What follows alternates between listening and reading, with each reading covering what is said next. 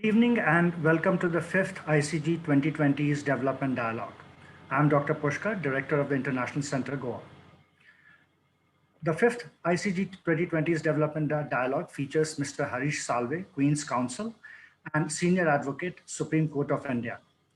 He'll be in conversation with Mr. Dattaraj Salgaonkar, Vice President, International Center, Goa. I invite Mr. Yatin Kakodkar, President, International Center, Goa, to make the introduction. Thank you. Warm welcome to the International Center Goa and to the fifth webinar program of the series 2020's Development Dialogue. The topic today is the Constitution of India and the rule of law. The Constitution is a pillar of India's democracy. It divides power between the executive, legislature, and judiciary, thereby creating checks and balances. It establishes the federal nature of our political system by dividing power between the union and the states. It specifies the scope and boundaries of legislative power and the sharing of tax revenues between the union and the states. At an individual level, the Constitution enumerates fundamental rights relating to equality before law, right to life, personal liberties such as right to speech and expression, religious freedom, etc. The Constitution also addresses socio-economic issues in the directive principles of state policy, which it says are fundamental in the governance of the country. Indeed, the Constitution of India is the most important document in our democracy. To shed light on the Constitution of India and the rule of law, we are privileged to have with us Mr. Harish Salve. Mr. Salve was formerly Solicitor General of India during the period 1999 and 2002, and is a senior advocate at the Indian Bar, practicing largely in the Supreme Court of India. He famously fought the case of Kulbhushan Jadhav at the International Court of Justice. In January 2020, he was appointed as a Queen's Counsel for the courts of England and Wales. Mr. Salve began his legal career in 1980 at J.B. Dada Chanji and Company, first as an intern and later as a full-time lawyer. During this time, he assisted Nani Palkhiwala in the Minerva Mills case. He was later designated as senior counsel by the Delhi High Court. Some of his notable involvements include the Vodafone tax dispute, first anti-dumping case in the Supreme Court of India, and the Arushi Hemraj double murder case. In 2017, India Today ranked him 43rd in a list of India's 50 most powerful people. Mr. Salve was awarded the Padma Bhushan in 2015. In conversation with Mr. Salve is Mr. Dattaraj Salgaonkar. Mr. Salgaonkar is the chairman of the Goa-based VM Salgaonkar Corporation Private Limited, with a presence in hospitality, real estate, and private equity. He is passionate about education and the arts, and his foundation runs schools and colleges in Goa. He founded the Sunapran Goa Center for the Arts in 2007, which has transformed the Goan cultural landscape. He's a production engineer from VJTI Bombay University and an MBA from Wharton Business School. Mr. Salgaonkar is a founder member of ICG, vice president of ICG, and chairs the ICG Programs Committee. I now hand over the session to Mr. Salgaonkar, and I hope you find it interesting. Thank you. Thank you, Yatin, and it's my privilege and honor to welcome my good friend, Mr. Harish Salve, to our dialogue. Thank you so much, Harish, for being here with us on a weekend especially, and thank you for the grace of your time. I shall dive straight in, Harish. How did you embark on a career in law despite having studied and practiced chartered accountancy in Nagpur? In an interview many years ago, you hinted it might have been by reading Perry Mason. Growing up in Nagpur, who and what were your earliest influences in terms of how did you understand the world around you, your values and your beliefs? Thank you, Raj. Entry into law was, of course, when I was in class 8, I wanted to be a lawyer because I used to read Perry Mason. Career choice had changed in a few years. I wanted to be an electronics engineer because I could successfully destroy any bit of electronics with a screwdriver. But it sort of changed again when I went into college. And when I passed my HS, my father made an offer which I could not resist. He said, I'll pay you 50 rupees a month if you start doing your articles.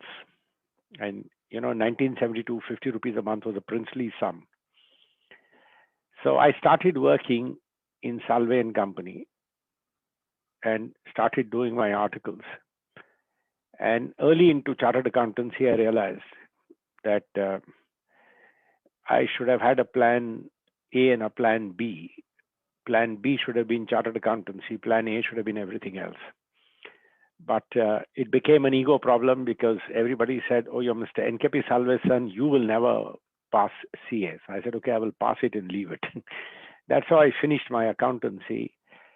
But I remember 1974, 75, Mr. Palkewala was going around giving speeches on why criticizing the proposed 42nd Amendment, one of the frauds perpetrated on India in emergency time.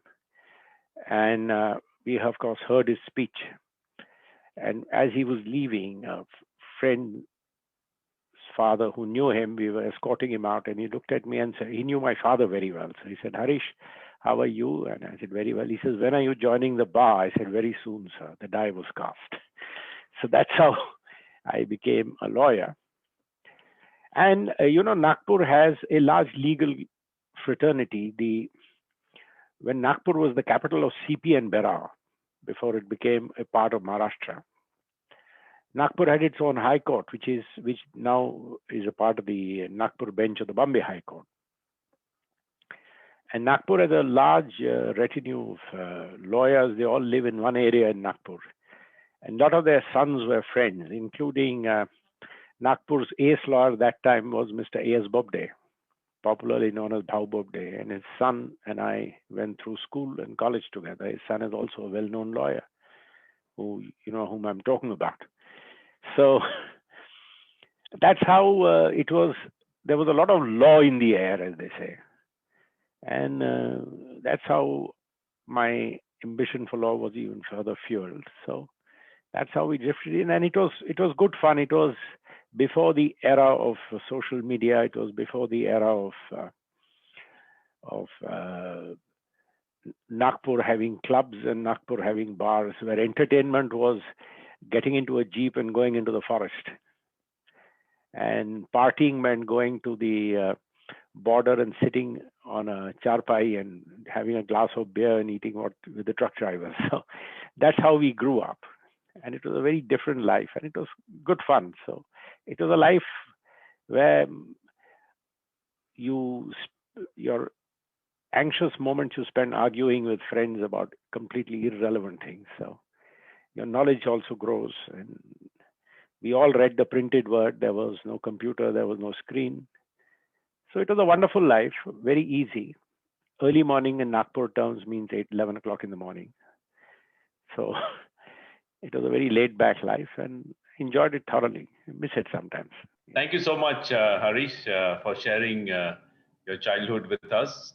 You're undoubtedly one of the most, the best, I would say, constitutional lawyer in the country. We would like some sort of thing on the Constitution. Which Bill of Rights inspired the Constitution of Free India? And what was the role of Dr. Ambedkar in writing our Constitution? So it's, I'm going to say something controversial. What use is it spending a Saturday morning if you don't say something controversial? Actually, very few people outside the legal world know our Constitution is to a substantial extent, in its working provisions, a reproduction of the Government of India Act 1935, which the British Parliament had passed, including the British Parliament had started with devolution. And the jury is still out whether we should have first been maybe a dominion, which would have then matured into a full-blown democracy, or whether we started well. But the Government of India Act was the basis on which we started writing up our Constitution. And of course, we had the model of the American Constitution, which had a separate Bill of Rights, which came in through the amendments. And Ambedkar was the driving force, but there was a person who Ambedkar relied on very strongly. Dr. Ambedkar used to rely on a gentleman called Mr. B.N. Rao, R-A-U, that's how he spelled his name. He was a great student of constitutional law, and he met constitutional lawyers in Europe. He met constitutional lawyers in America, including the famous conversation he had with, I think, Frankfurter, who told him, do not take in the due process clause. It's an unruly horse. That's when we rewrote Article 21. Of course, our Supreme Court has now brought it back to due process by construction. And those are the people who guided him in writing up our Constitution. And we also had a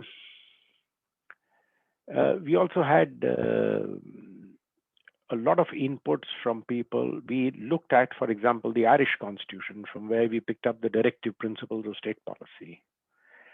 Minority rights was almost entirely our own creation. We had the American model, which we looked at, which is what is called the complete wall of China between the state and the church. And then you had the other models where there wasn't such a strong divide. We brought it in. Unfortunately, our Supreme Court read it down slightly, but we also brought it in Article 25 too. So we had a lot of influences, but the primary influences for Bill of Rights came from the American Constitution to an extent, where we departed in certain areas and where we didn't bring in certain areas, and the Government of India Act and other constitutions which had worked. But one very important thing which we picked up, and that's very significant, the American Supreme Court invented judicial review. There is no provision in the Constitution which says the US Supreme Court can strike down a law. They created it saying, if this is what it is, then as a judiciary, we must have the power to say that some law doesn't accord with the federal constitution. We didn't want to leave it to chance, so we added an express provision for judicial review, including we added Article 32, that to enforce fundamental rights, we could directly move the Supreme Court. So wherever there were evolutions in the law, we picked them up and made express provisions. And that is why we have a very elaborately written constitution. And we've had changes made to our constitution from time to time. We have had tinkering with Part 3 of the Constitution. And maybe it's a debate for some other day whether any of those were really necessary, other than changes like GST or others, which have, of course, brought a new economic principle in. But it was one of the most wonderful documents which have ever been written up. Thank you, Harish.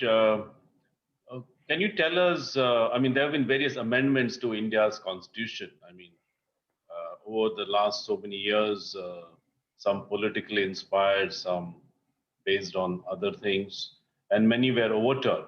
What, according to you, are the three key amendments and their relevance and importance to us? The three key amendments which have been made, one ameliorative and two destructive. The first amendment was made by Pandit Nehru, who displayed his impatience with the judges when he brought in the 9th schedule, the first amendment, which he brought in the 9th schedule, when not only did he put agrarian laws beyond Part 3 of the Constitution, but he brought in a list which, by its plain text, meant that any law put in that list would be immune from a constitutional challenge. So virtually what that meant was, if 2/3 Parliament present and voting passed a law and said this should go into the 9th schedule, Part 3 and fundamental rights would not apply. This was challenged for the first time And Subbarao innovatively found a way of striking it down. That was in Golaknath. But Golaknath was reversed. The main challenge in Keshwanand Bharati was to these provisions, and they upheld it. Although they brought in basic structure, and it should be it's to the credit of the Supreme Court. I think in 2006 or 2008, Justice Sabharwal constituted a bench which heard what is known as the Coelho case, which came from Goa, I think. And that is where they have read down the ninth schedule to mean even a law put in can be tested now on the basic structure. And the basic structure means Article 14, 19, and 21. So they have sort of tried to neutralize it. And I appeared in that case. I call it the dirty laundry list. All your laws which you feel violate Part 3 are put in that list. And Mr. Palkhiwala described that amendment.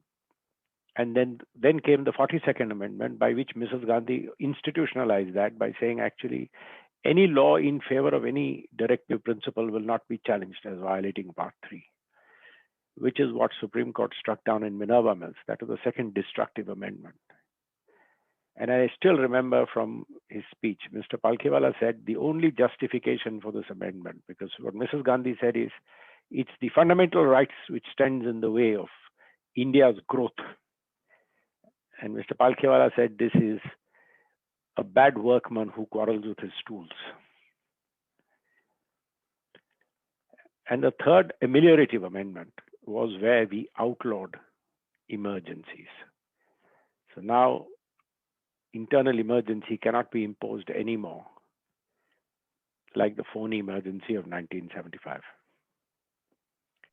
In your opinion, are these landmark judgments still most valid today?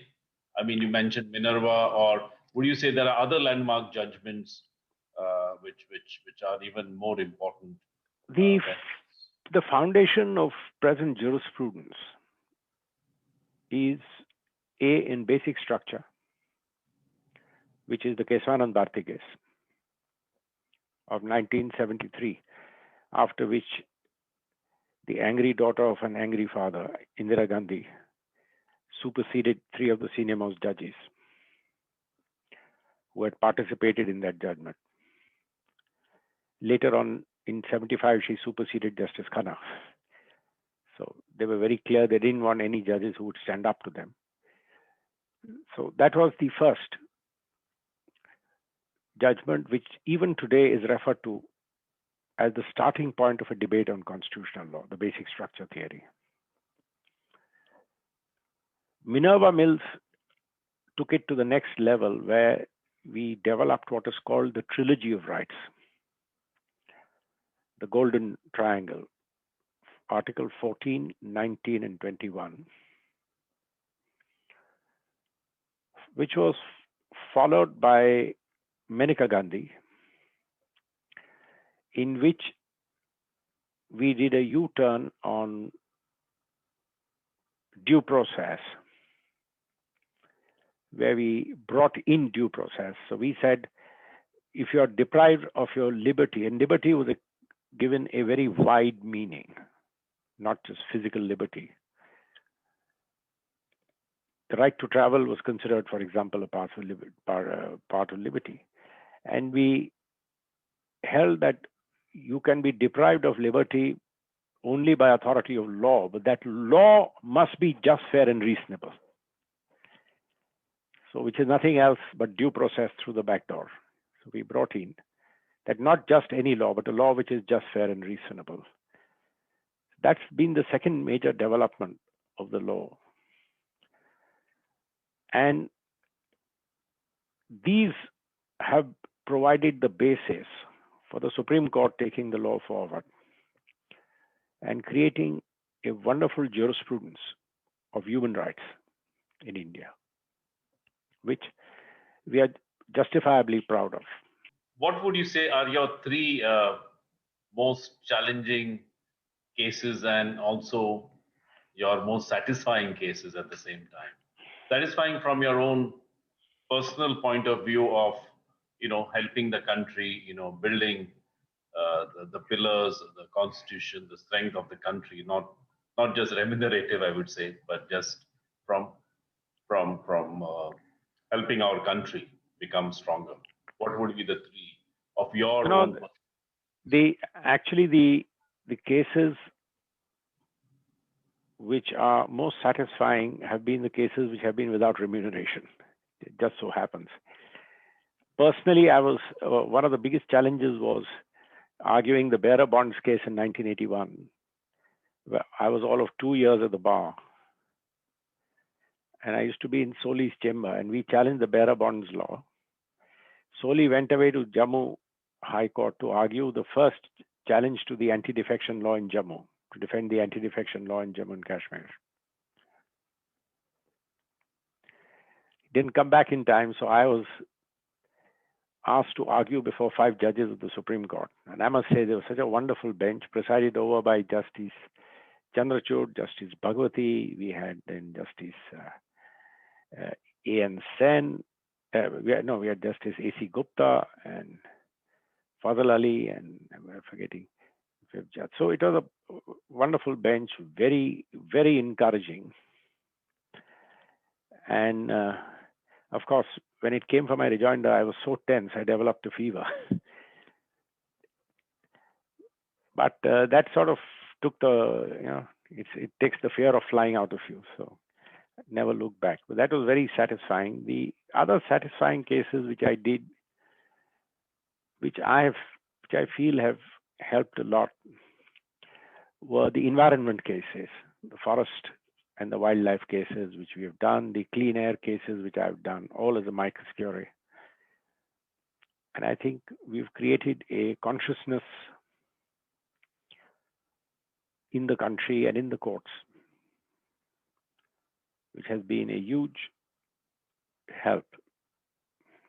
So that has been that work has been, it was very taxing, but it was very, very satisfying. One of the cases I argued was, it's not very well known, challenge to the narco analysis case. And I argued that pro bono, and we succeeded, saying you cannot forcibly have narco analysis. So, it's sometimes these cases which, as a constitutional lawyer, you thoroughly enjoy, even if you're not paid a fee. And those are the cases which I think have helped develop the jurisprudence. I argued Coelho. Coelho was where we argued that the dirty laundry list, the 9th schedule, has to be made subject to the basic structure principle and therefore subject to the trilogy of rights, and we succeeded. And that was another free brief. It wasn't a paid brief. So these have been the most enjoyable cases. I think this is great inspiration for all our young lawyers. Thank you, Harish. Moving on to Sabrimala, that is the Supreme Court in Sabrimala entry case said that constitutional morality should prevail over social morality. Would you agree with this? Because there are concerns in invoking constitutional morality by the court, because what is constitutional morality may depend on the sitting judge at that court believes and may be limiting. What do you have to say to that? See, would it make any sense to you if I was to say goodness must prevail over generosity? It makes no sense. Constitutional morality is one of the most important dimensions of social morality. So I frankly didn't understand that formulation. We have a constitutional principle of freedom of religion. We have a constitutional principle of gender justice.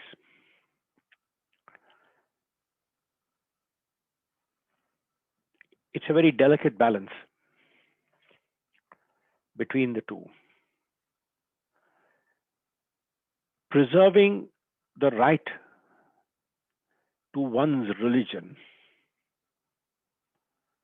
is recognizing a part of a very basic right of freedom of soul, freedom of consciousness, without which you cannot have a democracy. What worried me about the Sabarimala judgment, while nobody questions the need for gender justice to be brought into our religious practices, what concerns me is law going to be the medium for repairing religious malpractices in religious areas? Now, for example, in Sabarimala, they say, I don't profess any knowledge of Hinduism, but what the argument is that it is integral part of the faith around that temple, which causes this, what the gender justice people call misogyny, that women are not allowed inside. This reform, should it come from the Hindu community or should it be brought by law? And that worries me. And it worries me for the reason that you then have to resort to nebulous concepts such as constitutional morality as distinct from social morality. What would you feel tomorrow if the government of the day felt certain practices of the church are equally incompatible with a sense of justice, or certain practices of a synagogue or certain practices within the mosque are incompatible? You have the gender discrimination in a mosque where there are areas where ladies are not allowed to enter. We have so many, in certain parts of Hindus, females do not join funeral rites.